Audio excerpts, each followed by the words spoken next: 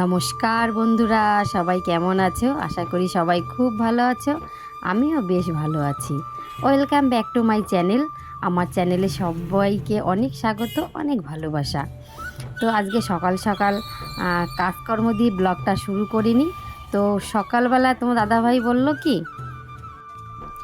তো সকালবেলাই বলল যে আজকে চলো আম পেড়ে নিয়ে আসি। কি বলো তো, এইটা না আমার ছোটো ননদের বাড়ি। তো ওরা এখন এখানে থাকে না, ওরা গুমায় থাকে। তো আমগুলো সব বড় হয়ে গেছে, সবাই পেড়ে নিয়ে যাচ্ছে।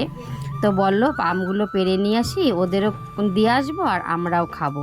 আমি বললাম চলো সকাল সকাল যাই। তো ওখানে আম পেড়ে এসে বাড়ি এসে না দেরি হয়ে গেছে অনেক। তো তাড়াহুড়ো করে রান্না বসিয়েছি। এখানে বেগুন ভাজা করব আর পটল পটল আলু দিয়ে তরকারি করব, আর করব ডিমের ঝোল আর ডাল। কি বলো তো, বাবা তো নিরামিষ খায়, ওই জন্য বাবার জন্য আলাদা আলাদা করতে হবে আর আমাদের জন্য আলাদা করতে হবে। তো একদিকে রান্না করছি আর একদিকে বাসন রয়েছে বেসিংয়ে। কি করব, এক হাতেই সব করতে হবে। আলাদা আলাদা করে আজকে আর করা হলো না। কেন বলো, এত দেরি হয়ে গেছে, সেই জন্যই আম পাড়তে গিয়ে দেরি হয়ে গেছে। তো যাই হোক বন্ধুরা, এখন তো এক হাতে সব কিছুই করতে পারছি। এখন তো পাক্কা গিন্নি হয়ে গেছি।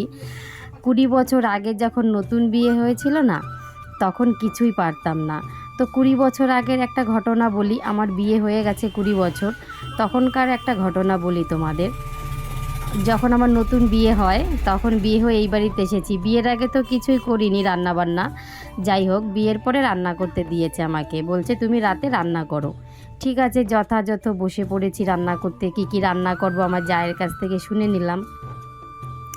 শুনে নিয়ে আমি বসে পড়েছি। এইবার যখন উনুন ধরানোর পালা এলো, তখন আমার শাশুড়ি মা কতগুলো পাটকাঠি দিয়েছে আমাকে। বললো এই পাটকাঠি দিয়ে তুমি উনুনটা ধরিয়ে নাও। আমি বললাম ঠিক আছে। এবার উনুনটা তো ধরিয়েছি, ঠিক আছে। এবার যখন পাতাগুলো দিচ্ছি, নিভে যাচ্ছে, আবার ধরাচ্ছি, আবার একটা পাতা দিলাম উনুনের ভিতরে। তো আবার একটা পাতা দিয়েছি, সেটাও নিভে গেল। এই করতে করতে না 1 ঘন্টা চলে গেল। এইবার তো আমার শ্বশুরমশাই রেগে গেছে।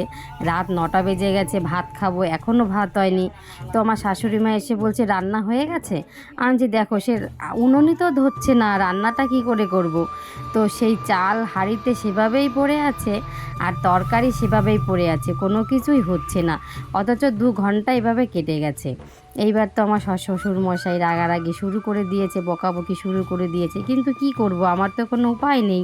আমি তো পারি না যে পাতাটা সবগুলো যে একবারে দিতে হয়, কিংবা দিয়ে নিভে গেলে আবার দিতে হয়, সেটাই তো জানতাম না।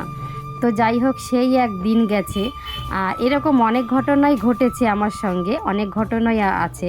আবার কোনো একটা অন্য ভিডিওতে না আর একটা ঘটনার কথা আমি বলবো, ঠিক আছে।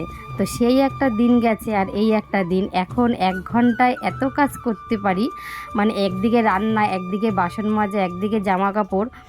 1 ঘন্টায় সব কাজ করে আসতে পারি। কিন্তু তখন 1 ঘন্টা কি 2-3 ঘন্টা কেটে গেলেও রান্নাটা সেরে উঠতে পারতাম না, এইরকম পরিস্থিতি ছিল।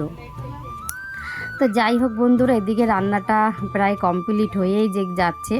আর এদিকে বাসনগুলো ছিল, সেগুলো একবারে ধুয়ে নেব।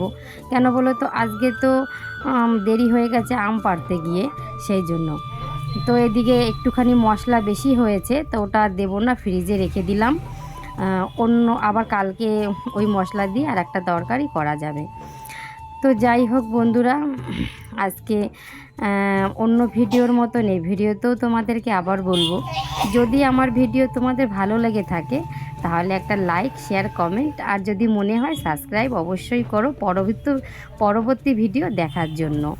তো তো আমি আজকেও দোকানে বসে ভয়েস দিচ্ছি জানো তো, আর ওদিকে কাস্টমার রয়েছে, কাকিমা কাস্টমার হ্যান্ডেল করছে, আর আমি ভেতরে ভয়েস দিচ্ছি। কেন বলো তো, এদিকে টাইম চলে যাচ্ছে ভিডিও ছাড়ার, সে ভিডিও ছাড়তে পারছি না, সময় চলে যাচ্ছে ওই জন্য। তো যদি তোমাদের অসুবিধে হয় প্লিজ একটু মানিয়ে নিও কথাগুলো শুনতে, ঠিক আছে? তো রাস্তা দিয়ে গাড়ি ঘোড়াও যাচ্ছে, অনেক আওয়াজ হচ্ছে। তো আজকে রান্নাবান্না করে তা কমপ্লিট করে আবার দোকানে যেতে হবে। এদিকে দেখো ডালও করেছি, আর এই যে ডিমের ঝোল এগুলো করে নিলাম, কারণ আমার ছেলে আবার ডিমের ঝোলটা ভালো খায়। কি করব, সবার দিকেই তো নজর দিতে হবে বলো, সবার দিকেই আমার দেখতে হবে। এদিকে দুজনকে খেতে দিয়ে দিলাম, শ্বশুরমশাই আর ছেলেকে দুজনকে বলেছি তোমরা খেতে বসে পড়ো, আমার আবার দোকানে যেতে হবে। আর আমি ভাত নিয়ে ছোটদের ঘরে গিয়ে খাচ্ছি, কেননা এরা দুজন এখানে খাক, আমি ওই ঘরে গিয়ে খাবো। তো খাওয়া দাওয়া করে এসে দেখি, দেখো কি অবস্থা করেছে, দুই ভাই এখানে বসে খেয়ে সেই এঁঠোটা নিচে ফেলে তাকে পাড়িয়ে তারপরে এরা চলে গেল। বলো কি কেমন রাগ ধরে, এটা তো উপরে ফেলতে পারতো বলো। যাই হোক, সেটা তো আমাকেই পরিষ্কার করতে হবে, সেটা আবার পরিষ্কার করে তারপরে আমি চলে এলাম দোকানে। কিন্তু আজকে একটু বাজার করব জানো তো, বাজার অনেক কিছু শেষ হয়ে গেছে, রেশনও নেই, সেই জন্য একটু বাজারে যাব। তো তাড়াতাড়ি আমি দোকানটা বন্ধ করে দিলাম। আর ওইদিকে আগের দিন ভিডিওতে দেখিয়েছিলাম তোমাদের যে গাড়ি তুলতে পারবো না, এক সাইডে পাকা হচ্ছে, সেই জন্য আবার কি করব, গাড়িটা এখানে রেখে গেলাম। আর আমার ছেলে না সকালবেলা সাইকেল রেখে গেছিলো রুমাদের বাড়ি, তো গাড়িটা এখানে রেখে আমি আবার সাইকেল নিয়ে বাজারে চলে গেলাম। তো বাজার থেকে দেখো আবার সে বাজার করে বয়ে নিয়ে আসলাম, কেননা তোমার দাদাভাই অনেক রাতে বাড়ি আসে জানো তো, সে 10:30 11টা বেজে যায়। তো কি করব, সেজন্য নিজেই বাজারটা সেরে নিলাম। তো তোমার দাদাভাই তো অনেক রাতে বাড়ি আসে, সেই জন্য আর বাজার করতে পারে না, তো আমি বাজারটা সেরে নিলাম। তো চাল নিয়ে এলাম জানো তো, আমরা যে কুটিয়ালির কাছ থেকে চাল নিই সে আজকে দিয়ে যায়নি, তো ভাবলাম এনে রেখে দেই, যখন আবার চাল দিয়ে যাবে তো দিয়ে যাবে। তো বাজারগুলো এখন আমি ফ্রিজে সব সবজিগুলো রেখে দেব, না হলে আবার নষ্ট হয়ে যাবে। আর এইদিকে দেখো ছেলে আর শ্বশুর দুজনে ঘুমিয়ে পড়েছে, আমি যখন বাড়ি আসি না তখন কেউ সজাগ থাকে না, মানে আমার ভাসুরদের ঘর থেকে সবাই ঘুমিয়ে পড়ে। তো বন্ধুরা, আজকের ভিডিও এখানেই শেষ করব, দেখা হবে পরের ভিডিওতে। ততক্ষণ তোমরা সুস্থ থাকো, ভালো থাকো, আর আমিও যেন ভালো থাকি। আমি যদি ভালো না থাকি কি করে তোমাদের ভিডিও দেব বলো? তাহলে ততক্ষণ পর্যন্ত টাটা।